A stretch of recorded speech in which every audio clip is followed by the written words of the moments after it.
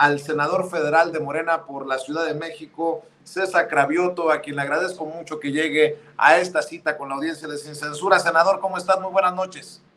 Gracias, Vicente. Buenas noches. Un saludo a ti, a tu auditorio, como Oiga, siempre. a ver, entre las cosas que le quiero preguntar, ¿cómo ve este amago de legisladores estadounidenses de casi mandarnos los helicópteros Black Hawk para librarnos, gracias a la mano democrática del imperio, librarnos de los narcos porque no lo soportan ya?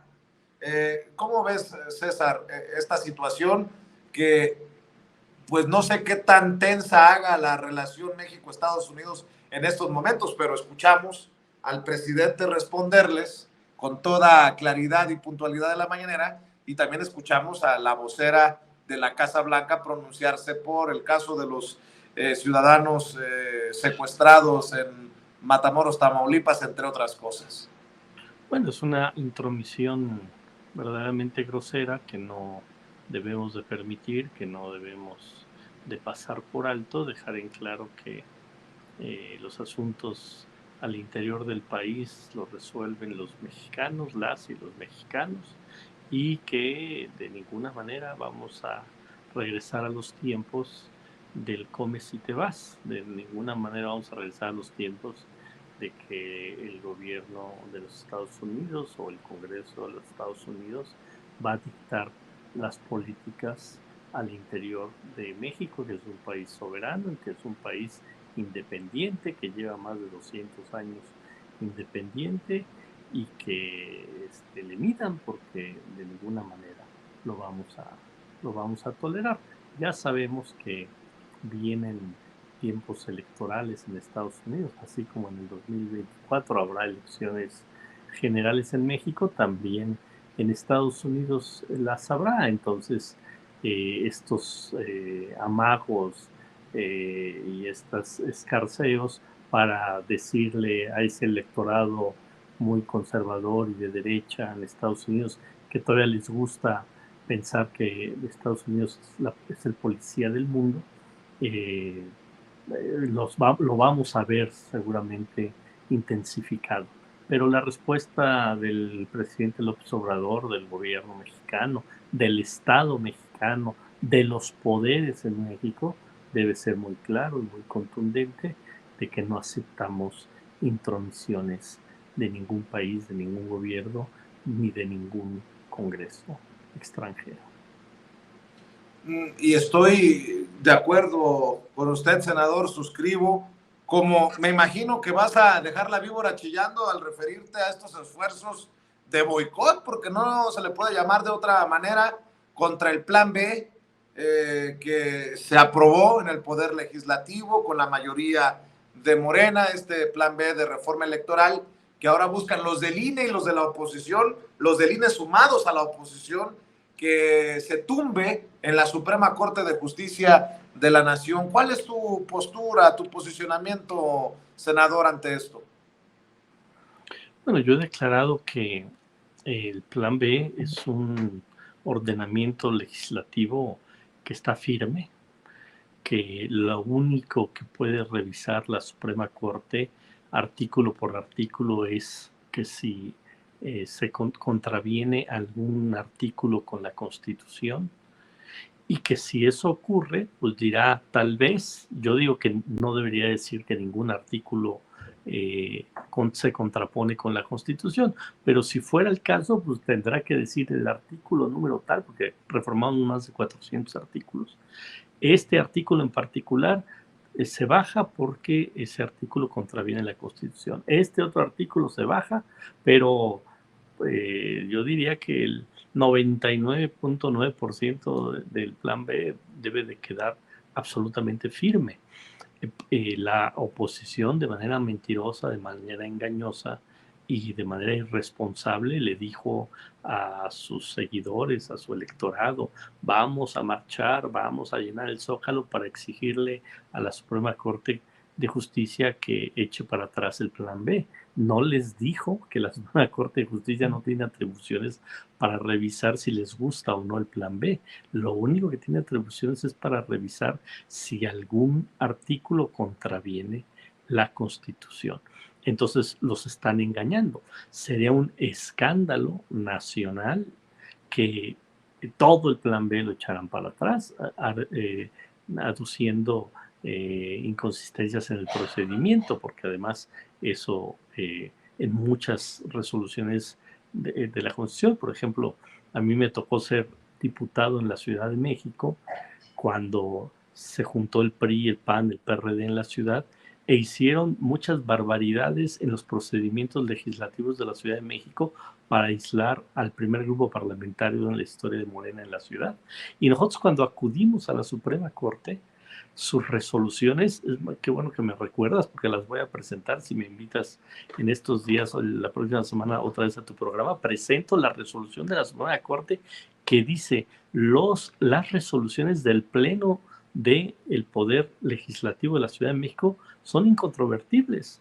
Entonces, si ahora utilizan otro argumento para decir bajamos todo el plan B, pues sería un escándalo verdaderamente nacional y ya estaríamos hablando que así como el INE ya tomó partido, estaríamos hablando que ya la Suprema Corte de Justicia pues ya tomaría partido y dejaría de ser el órgano que imparte justicia en este país. Entonces yo no creo que se avienten una barbaridad de esas. Insisto, cuando mucho bajarán algunos artículos del plan B, pero el resto, que será la gran mayoría, ya están firmes.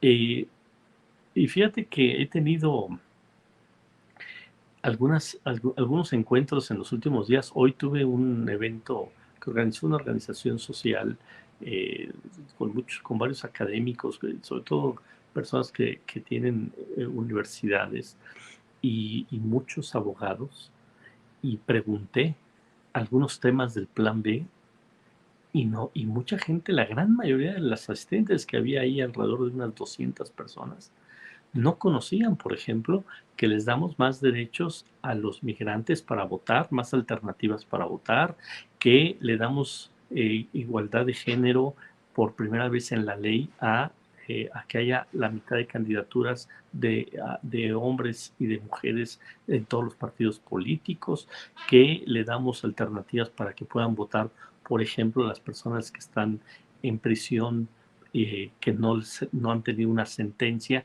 que sus derechos políticos están intactos para que puedan votar, que a las personas postradas les damos alternativas para votar, que les damos obligación a los partidos para que pongan en sus listas personas de la comunidad LGBT, personas con discapacidad, personas indígenas, personas afromexicanas, migrantes. Eso no lo sabe la gente, porque los medios de comunicación solo se la pasaron diciendo que estamos destruyendo la democracia, que el INE no se toca. Pero también me he reunido con representantes de otros gobiernos de otros países que cuando les platico esto me dicen, pues porque tú me lo estás platicando y porque hemos pedido que nuestros asesores revisen el famoso plan B, pero en los medios de comunicación no se dice esto.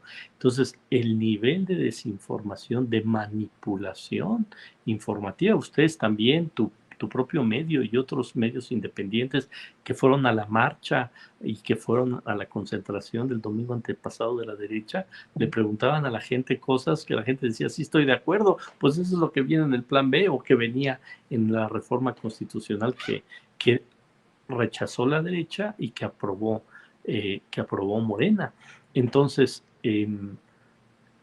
por supuesto que están desvirtuando lo fundamental del plan B, por supuesto que están engañando a la población, pero a una parte de la población, porque el resto de la población, por supuesto que apoya la decisión que tomamos de hacer estas reformas. Y ahora viene un nuevo tirito, que es reformas que tenemos que hacer al Poder Judicial. Y aunque dice el presidente que a eso no le va a entrar porque no le alcanzaría el tiempo, pero ustedes desde el legislativo ¿Le piensan entrar? Sí. La respuesta contundente es sí. He estado hablando con distintos compañeros y compañeras senadoras y senadores y vamos a presentar una serie de reformas no constitucionales porque no tendríamos posibilidades, pero sí de reformas a leyes secundarias para cambiar algunas cosas del Poder Judicial. Y puedo adelantar por lo menos una. Ya, te voy a dar la primicia, Vicente. Venga, César. Por ejemplo, las sesiones del Consejo de la Judicatura son sesiones cerradas. ¿Por qué? ¿Por qué las sesiones del Consejo de la Judicatura son cerradas? Si las sesiones de la Suprema Corte son abiertas, el Consejo de la Judicatura es el órgano que revisa la actuación de jueces, de magistrados. Vamos a pedir que en la ley venga que tienen que ser abiertas, que la sociedad se entere qué están discutiendo quienes están en el Consejo de la Judicatura, que si pusieron en la mesa ese juez que quería dejar libre al exdiputado priista que le echó ácido en la cara a la saxofonista. Que veamos en el Consejo de la Judicatura si trataron el tema de los magistrados que decidieron regresarle las cuentas a la esposa de García Luna, de Cárdenas Palomino. ¿A poco no son temas que nos deben de interesar a los mexicanos? ¿Que discuten en el Consejo de la Judicatura? En el Consejo de la Judicatura discuten pues, los dineros del Poder Judicial, la parte administrativa del Poder Judicial. ¿Por qué el Poder Judicial es tan oscuro en el manejo de sus decisiones internas? Entonces, por ejemplo, esa es una. ¿A poco no vale la pena que las sesiones del Consejo de la Judicatura sean abiertas?